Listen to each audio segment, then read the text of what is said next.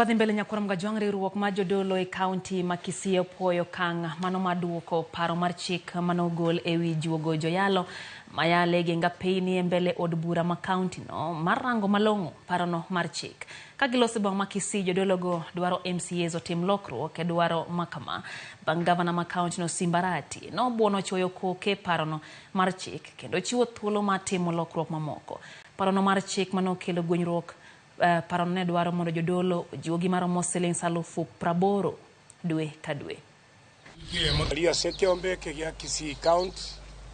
We are gathered here today to appreciate and acknowledge the quick response towards our appeal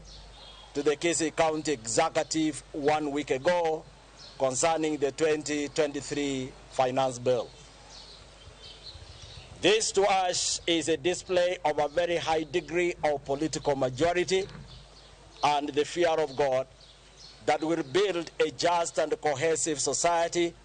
with social equity, respect to the rule of law, rights and freedoms of every individual, upholding the sanctity of our 2010 Constitution and the will of our founding fathers. All that said and done, we therefore advise the Kisii County Assembly that now the ball is in your court to make history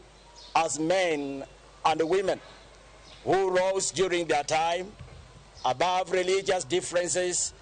and political affiliations to defend the body of Christ against the encroachment of punitive tax measures.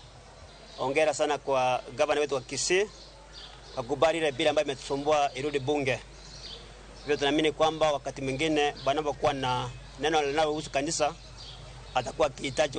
wachungaji ama viongozi wa kanisa wanakaa pasipo kufanya public participation bila kuhusisha viongozi wa kanisa.